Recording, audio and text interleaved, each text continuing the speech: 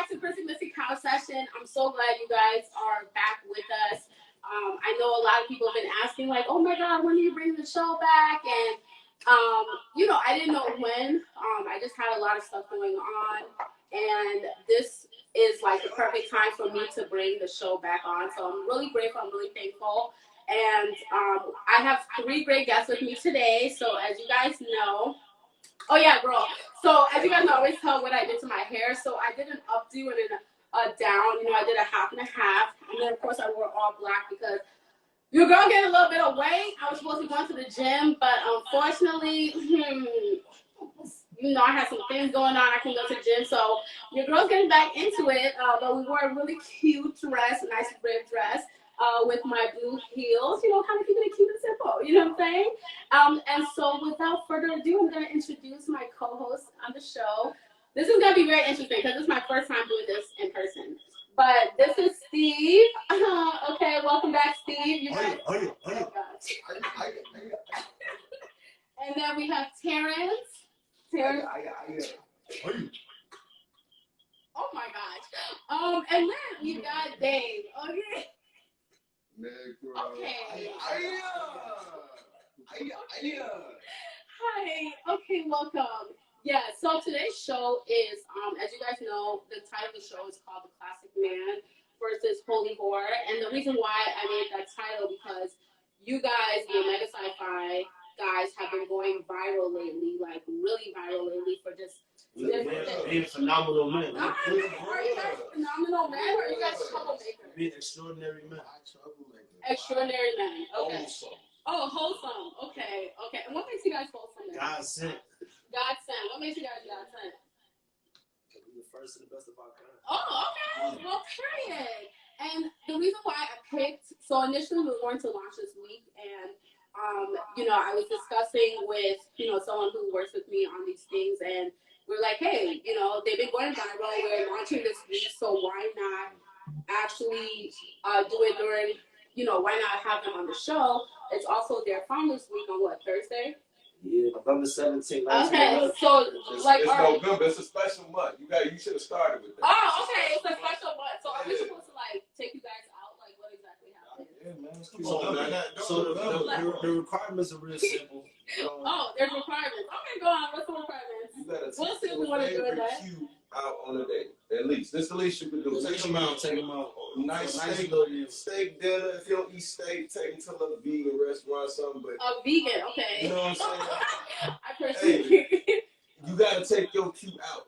Take your cue out. Does it have to be expensive or what's the? Yeah, it gotta be expensive. It's gotta be expensive. So this is sweet as steak.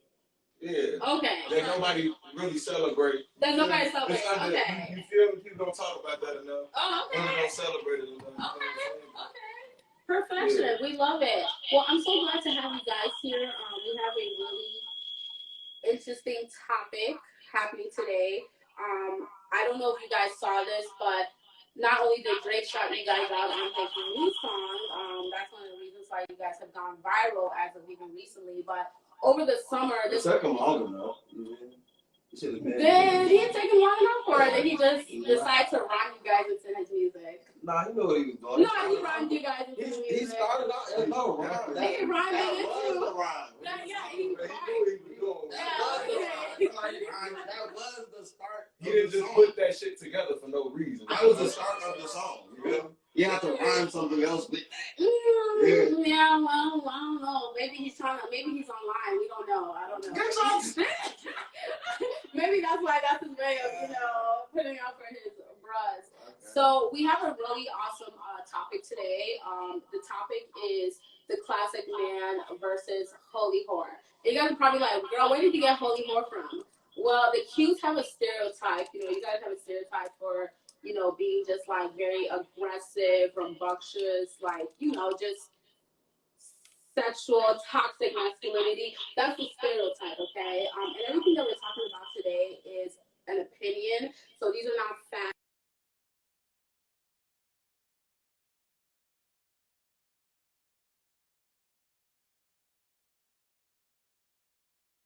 I'm having tech issues. So, you know, everything that we're going to talk about today, it doesn't define these men, but we are going to talk about the things that do surround them, the conversations that happen. So this girl had tweeted, I think it was over the summer a few months ago, but she tweeted and it went like super viral. And basically the tweet was, there's only two things in this life that I'm scared of, and it's Kevin Gates and Omega.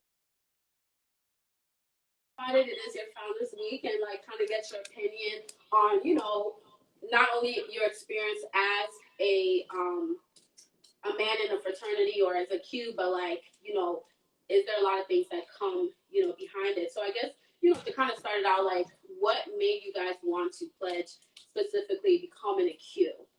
I think this would be great information to if someone's in college and, you know, they do want to pledge. That's not my business, but what made that, you know, what made you take that decision on? Like, Terrence, you want to say, like? Yeah. I just want to start off by saying I never pictured myself in a fraternity ever. Okay. You feel me? Growing up, I never pictured myself in a fraternity, but I'll never forget. I seen this dude Dave hopping in a party. I bet you did. I bet you did. I bet you did.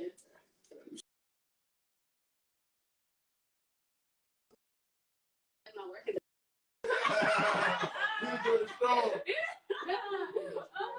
But even before then, though, like when I was in high school, like my cousin had an older cousin.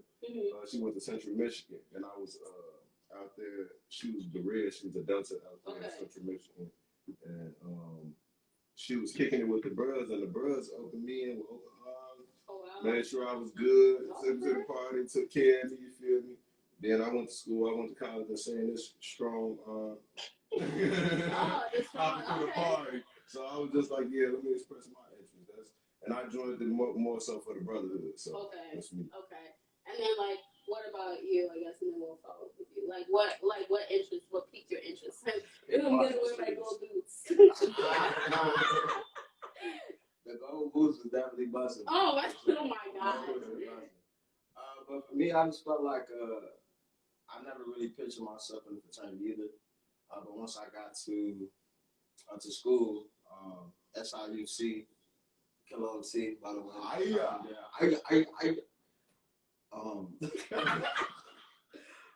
But for me, I felt like once I actually started to learn like the stereotypes about the fraternities and what they actually, you know, the stilos or what they actually have to offer in regards to being in the Greek letter organization, I just felt like, you know, the Qs is like, why wouldn't you want to be a Q? At the end of the day, you feel me? Like, why wouldn't you want to be a part of the greatest fraternity in the world? I already felt like I was kind of having a little freaky and nasty. Oh my God. I'm about the Qs definitely kind of give you the outlet, you feel me, to do that. You know, dress your fraternity in the world, man. That's what it is. You know, yeah, I just want to be a part of the greatest fraternity. If I was going to do something, I want to be the best. Okay. You know, so. Okay. Well, we thank you, and thank you for barking. And Steve, what piqued your interest? Like, so for me, similar to what these gentlemen said, I never really cared about Greek life. You know, I didn't really know much about it except for like, you know, watching Stomp the Yard and shit like that. I really ain't know nothing about it. I just knew it was a fact. You know, I ain't care about sororities, fraternity, none of that. I was more into like athletics, you know, sports. Okay. So like when I was done playing ball, I no longer, you know, that was like the camaraderie I had was being around like a group, you know, like a guys club, like a gentleman's club type stuff. So when I was done playing ball, I played college ball when I was done. You know, I exceeded the maximum capabilities I could do. Okay. When I graduated college, I graduated before most of my peers. So when I graduated, I went with my individuals, which is, you know, these are my best friends, and they ended up, you know, being a part of fraternity. So I used to go down to school and see them. Okay. When I go down to see them, it's kind of like I didn't really have no option, you know, no interest in any other fraternity because, you know, you kind of are the company you keep. Yeah. And everybody time I used to go see my best friends and my, you know, my high school and my childhood friends, they all was members of Omega Psi Phi. So I kind of like was just geared towards that, and I seen it. So I seen like I started being more into that, like the fraternity. I seen them, I seen other frats, but they didn't really pique my interest. And I honestly, you know, granted I am a Q, but my answer is not because I'm a Q. In reality, I just feel like the Qs always stood out. You know what I'm saying? Like, no disrespect to any fraternity or organization or whatever, but I feel like they do already know. You said what you said. You know what I'm saying? You know what I'm saying? Like, they do got this mantra of being, like, aggressive and being doggish, but really, like, if you look at every other organization, fraternity, they, you know, we hot, we mark, we do different shit. You know what I'm saying? We got more a little sexy. Our shit like a little flat. You know what I'm saying? Our shit a little sturdy. You know what I'm saying? So I kind of like that. It's just I feel like I was never born to fit in. I was born to stand out. And I feel like Omega Psi Phi members, they stand out amongst the rest. Okay. And I know that for a fact because anytime anybody has something to say about organizations or fraternities, they always say, "Oh, the Q's are worth, the Q's of this, Q's of that." Right. Because we stand out differently. You definitely do stand out. And so why fit in when you're born to stand out? Well, Omega Psi Phi to the day you die. That's gonna be villains every time. We need a villain. Okay. Well, I think that's a very interesting point that you brought up. How it seems like a lot of times, like it comes with like a negative, I guess, stereotype. So I was doing my research, trying to see, what was out there, and I guess they actually put out a poll, how men in fraternities come off to women, and you guys, your poll was actually pretty interesting. So as far as so there's a poll. So like gentlemen ranking. I'm gonna say a strip poll. I'd say a poll that can kind of give us a little bit of education and research to kind of move forward in life and see where we're at. So when they had different things on the poll. So part of the poll was like gentlemen, right? You guys did not poll well when it came to being a gentleman, but like the alphas did, right? Like the sigmas overall, unfortunately. I mean, and that's the truth of how people perceive you guys, I guess. The alphas, the sigmas came in last. And then it's a real poll. It's a real poll. Like they actually did a poll. It's actually in a book. And what's the criteria for this poll? What's the criteria? You gotta be in a fraternity. That's the criteria. So like, what are y'all voting on? Like, what are they breaking it down? What's the basis of it?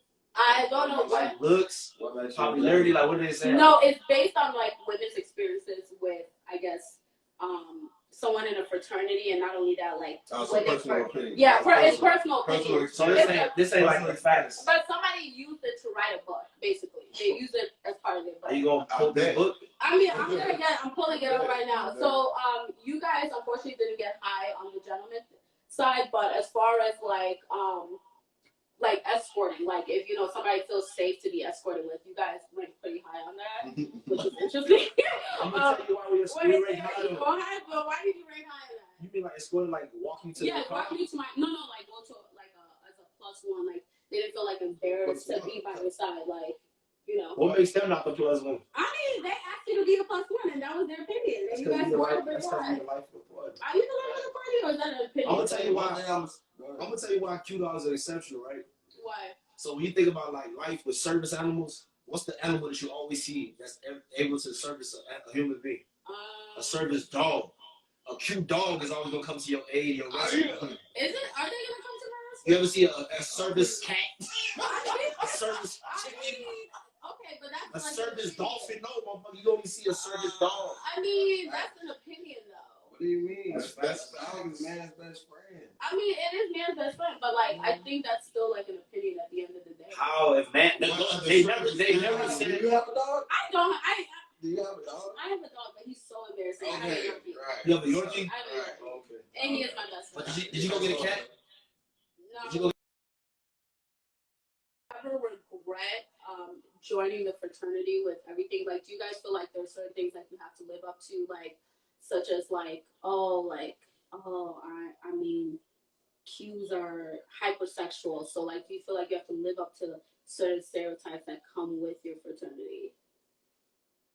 Or like a certain lifestyle. Like, do you feel like you have to live a certain lifestyle? Were you living that lifestyle before that? So you feel like being a Q not regret, like not regret, yeah. But do you like? Are you asking like, do we feel like? Because there are people that judge. So the stigma that comes with being a Q dog, do we have to live up to that? Yeah, do you have to live up to that? Does that make you sometimes think like, damn, maybe I shouldn't have done this? Do we have to live up to the stigma? I feel like this. I feel like a lot of people, stereotype Qs as, they dirty dog, they nasty, and they do this. But it's like when you don't live up to the stereotype, then it's a problem. It's definitely a Damn if you problem. do, damn if you You know what I'm don't. saying? It's a problem. It's a problem when you actually don't live Do you feel like, have you ever encountered someone being like offended? Like, damn, I thought I was gonna have a good experience with blah blah blah, and now like, oh, never. or like you guys personally, like someone was like, damn, that shit was whack, or like they're such a whack person in general. But I feel that way about, in general, they got nothing to do with the organization or fraternity or sorority. I just feel like the stigma of being a Q-dog, nobody ever brings up like the service work we do or like the community service, none of the good shit. Like they always bring out, oh, he a dog or he treated like that. So my question is, if you a Kappa and you do dog-like type shit, what that mean? You supposed to pledge Omega Psi Phi or something like? Nah, real shit though. So like, what are you a nobody? Like you, like not a nobody, but like you don't pledge no organization. You a GDI, or you just come in and you walking through the street. Not a GDI. If you a goddamn individual, you just a person out here with no ties to an organization, and you have similar traits to somebody that's a part of Omega Psi Phi.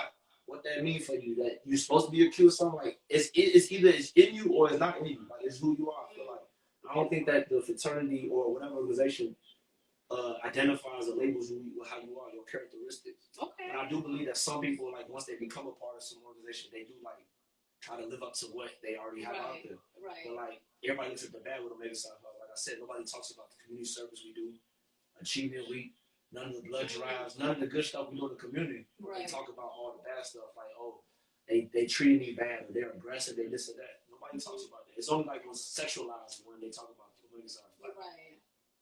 Okay, you started with a good point. I like it. And then I guess like one of the popular things that are there things that you feel like, since you felt like it doesn't essentially like make up your character, are there things that you personally were not doing before you became a Q? Like are there like things you like look, and on a personal thing, or like maybe you weren't working out before and you're like, ooh, this is like we're known for being, and that's one of the things that are on the internet, like, oh, they're they're big, they're they're fit and muscular, whatever, like. I'm gonna say one thing. I'm gonna say that I was not doing. Yes. Before. You've been eating good. You've been eating good. Yeah. Oh yeah, you giving me like bulldog, right?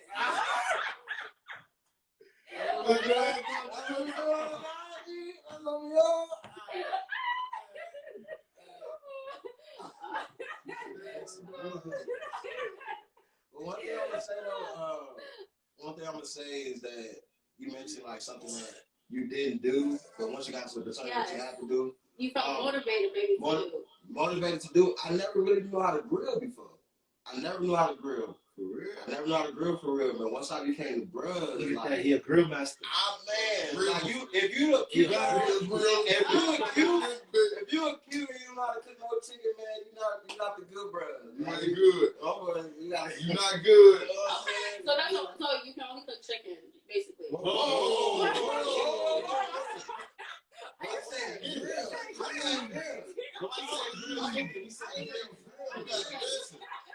You gotta know for your chicken, right? I mean, when I was on campus, you guys were only grilling chicken. So I mean, we grill chicken for the general population. But we grill lamb, we grill steaks, we grill kebabs. So y'all got money. Yes, bring all that. We just gave the general population chicken by the pound. That shit was free. But you do vegan stuff too, or vegetarian? And we fought with you. And we fought with We you. love some tofu on the grill. Oh my God. It's all meat on my grill.